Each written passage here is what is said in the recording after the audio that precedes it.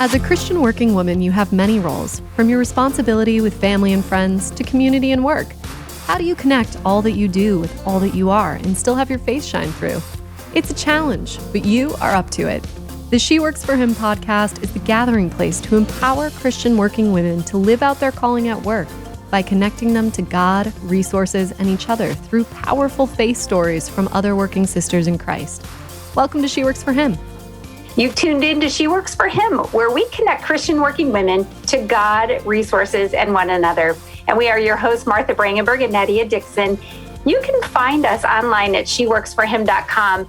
There you will find past shows, ways that you can subscribe to the podcast, as well as links to all of our social media. And we have the fun opportunity to actually record the video podcast of each of these shows. So we have a YouTube channel for that. So I would just encourage you to follow us at She Works for Him.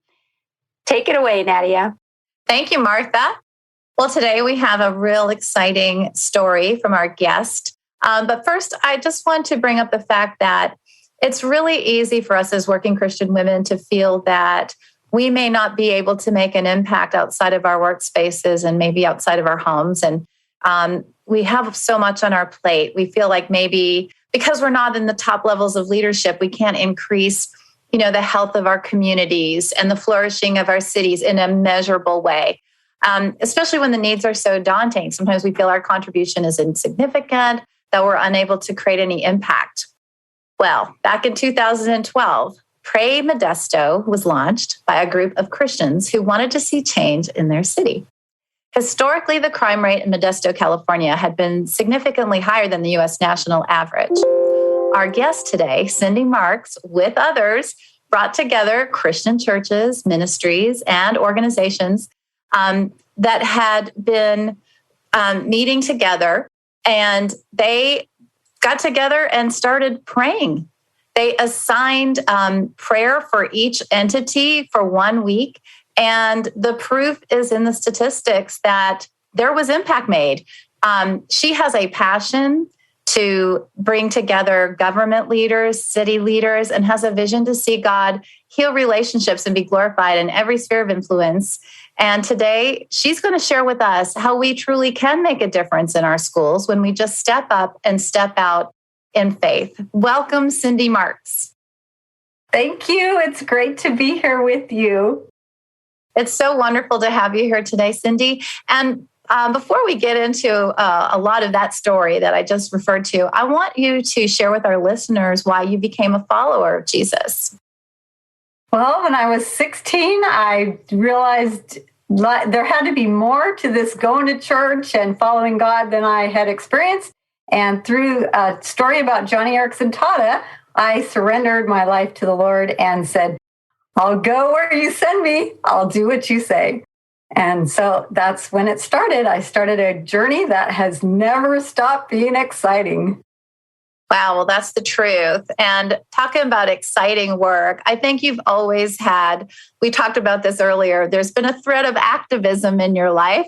And I wanted to ask, when did you realize that as a community activist, that your work mattered to God? Well, I have tried to figure out what that would be, but I think I just remember this one time when I had a teacher come up to me, and I remember I was very discouraged on the school board, and I was very frustrated. I lost almost every vote that I had really cared about. And in that, this woman came up to me and she said, just being there slows the evil down. And I recognized, wow, that's powerful. I never imagined that I could be that person that could help and slow the evil down. Oh my goodness. I just didn't look at it like that. But then I realized that God was using me in special ways.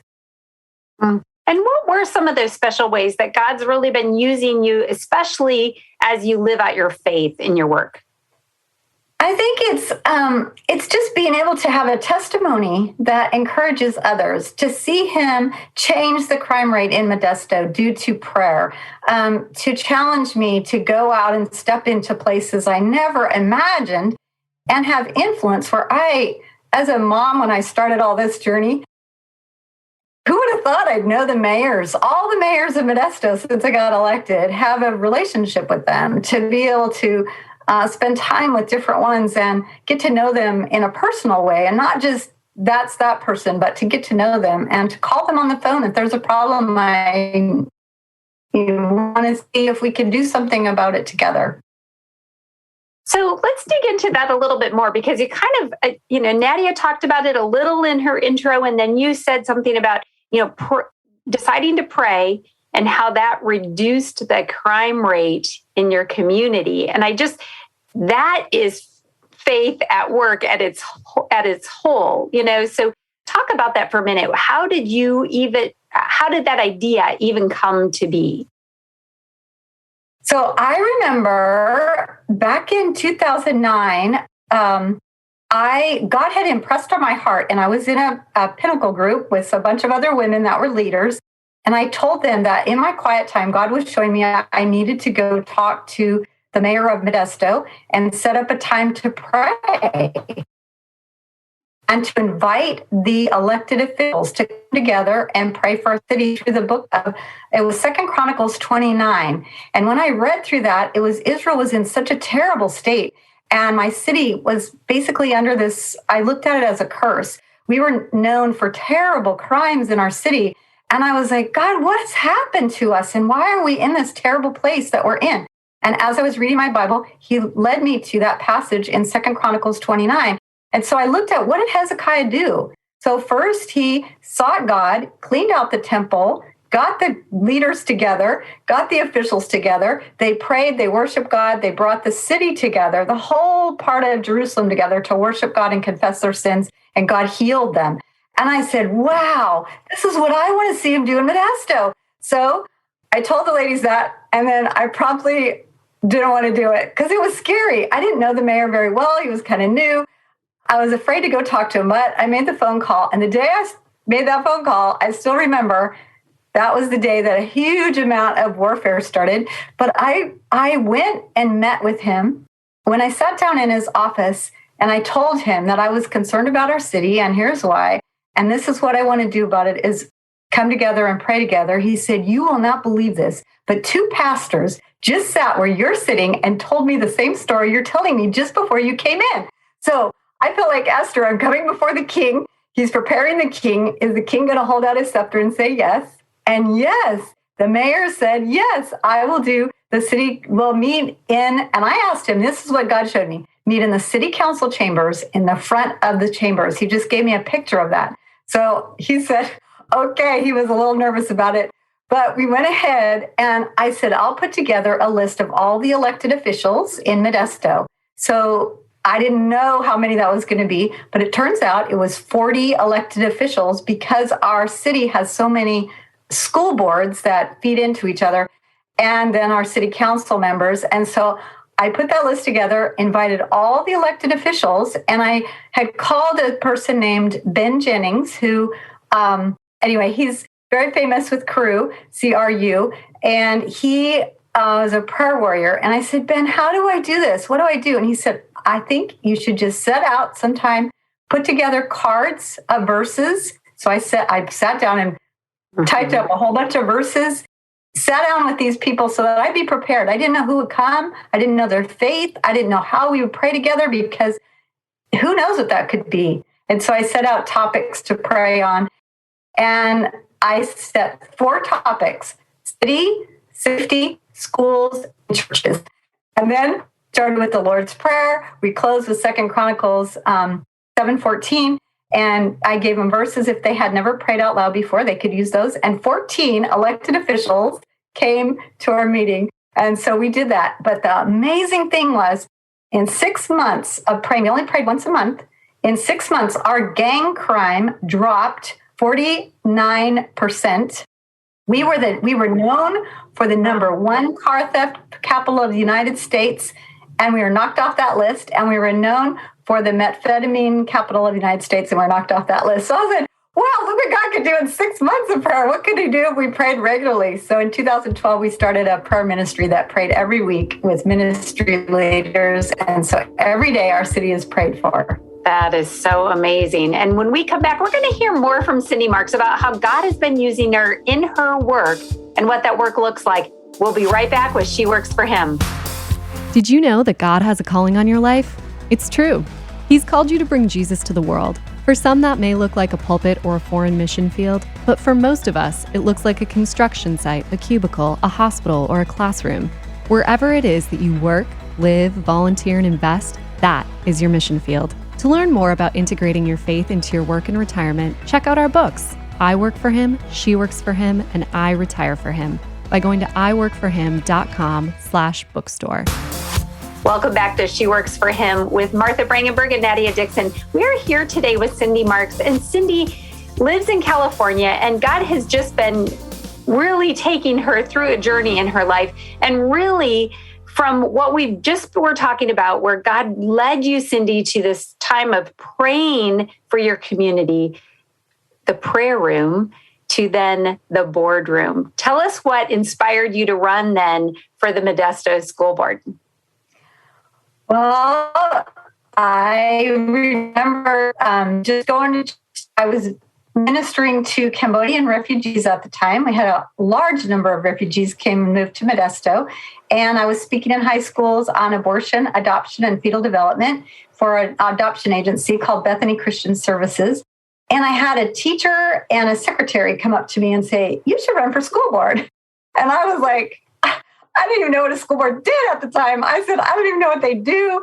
I don't even think I could do that. And I was the mom that helped in the classroom. And so I said, all right, well, I'll just pray. That's all I knew to do was, okay, they asked me to do this. What do I do? Go pray and seek God. So I was in a Bible study, and in that Bible study, we were studying the book of Nehemiah. And when I went through Nehemiah, as I read that book, the first chapter, I said, I'm listening. I'm just reading this. And it's like God's speaking to me. And he's saying, are you passionate about something? And I was thinking, yeah, I'm so frustrated with schools and education and what's happening in our schools and what the curriculum is. And I don't think it's right. So I was very frustrated with that. And as I'm reading, I'm seeing what Nehemiah did. He started fasting. He started praying. He just went through this seeking God for answers for his city and for how to change it. And I went we had a lecture time. I do my Bible study at home. So I felt like God was calling me in that time.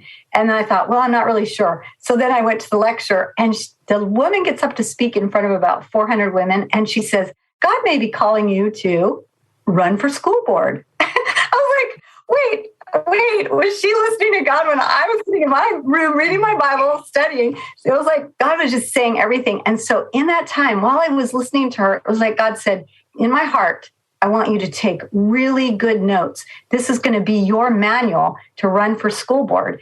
And then just hold on to it, because it's going to be a journey. And I just remember tears running down my face. And Nehemiah never told anybody that he was going to go back to Jerusalem. What he did was he set aside time to fast and pray. And then he waited on God. And then God opened up the doors, and God blessed him to go forward with that. So that's what I did. I started fasting once a week on a Monday and waiting on God and seeking Christians. I didn't know this, but there was 100 Christians that had gotten together and started praying for people to run for school board. I didn't even know these people, but look how God prepares the way. So that's how I ended up running for school board. I won, and that was 25 years ago. And you know, what's so interesting is that I really believe that there was a lot of prayer. And we know Ezra brought, prayer back before Nehemiah showed up to do the work, right? And he did it in 52 days. So my question to you is, after the prayer and after the call and receiving that and walking in it, what did you see change in the community as a result of being the leader that you are? And I know Christ is centered in your life. How did that manifest itself in the community around you? Well, I had opportunities to share Christ with people. I never would have had that opportunity. So I remember one was a really powerful leader in our school system. And I remember God putting on my heart to witness to him. And I was like, man, but he's really hard to talk to. And he's very intimidating. And when I went, I remember just washing the dishes and listening to the radio. And someone said, there's somebody on your heart right now. Go speak to them. And so I remember going and calling him. And all God said was, tell him that I still love him. And so that's what I did. I said, I just want you to know God hasn't forgotten you and he still loves you. He got so choked up, and it was such a shock for me to hear that. And then later God asked me to go and I called him and said, let's have coffee and let's talk. And so his daughters remember, because I shared the gospel with him. He didn't pray to receive Christ that day, but his daughters told me later at we were doing a dedication of a school, and he was there and they were there. And they came up to me and they said, wow, our dad told us all about you talking to him about the Lord. And I didn't know they were believers already, and they've been praying for their father for years. And so I am still praying that he received Christ, maybe not through me, but I planted the seed back then. And then I've seen my city go through different changes. And there's been ministries in our city that have started, worldwide ministries that have started since we started praying for our city in 2012. Worldwide ministries have been birthed out of Modesto. So it's been incredible. And so I'm just grateful to God for what he's doing. And the crime rate has dropped every year since we've been praying. So I'm asking God to continue to just minister in our city, change our city, and that he would do his work through all those who believe him, that we would be salt and light where we go. But the fact that he's using me, it was such a shock that he could use somebody, just me. Anyway, I'm so amazed that he could use just a regular old person. Cindy, I love that. And I love that you still feel that way, because you've seen some monumental impact in your city as a result of you being obedient. Because that was the first step, was saying, oh, God's telling me this, and I'm going to walk in it. And I don't know what it looks like, and I don't know what the outcome's going to be. I don't want to skim over the fact that you, again, were obedient, even just when you were washing dishes and God told you to go talk to this person and just remind him that God still loves him. Because here's what I heard as somebody who's never heard that story before is, although at that moment, no decision was made for Christ, enough of an impact was made that their family learned about that conversation. So it did not stay there. It did not, it obviously there was a churning and there was an impact by that. And just think if we all would be obedient to one more thing, just one thing that we hear God say that we've kind of maybe tuck away or go, oh, no, that's not for me. But if we walked in that obedience, how God can use that. So I just want to give, shine a light on that little testimony piece, because for so many of us, we may just discount and say, no, that's not for me. That's too uncomfortable, or that's too whatever, or that man's too powerful, or he has a reputation. But God used you to soften a heart in that moment. And I'm imagining changed you as well, because you saw the obedience, and the fruit of that. So we're going to talk more about this conversation with Cindy Marks and all that God is doing through the workplace that she's involved in out in California. We'll be right back. You're listening to She Works for Him with your co-hosts Martha Brangenberg and Nadia Dixon. As women, we like to share our special finds with others. That new little shop we just discovered, or a favorite brand that is having a sale. Well, I have a special find for you. The Awaken Podcast Network is a collection of podcasts gathered onto a digital platform with you in mind. No more searching and wondering if the content is relevant. The work has already been done. Awaken Podcast Network even has smaller collections of podcasts focused on specific topics, including a collection called She Works for Him, dedicated to content for Christian working women. So go ahead, unlock God's purpose for your work, and check out awakenpodcastnetwork.com. Welcome back to She Works for Him with Martha Brangenberg and Nadia Dixon. One of the things that we love to do on She Works for Him is we talk about connecting Christian working women to God, resources, and one another.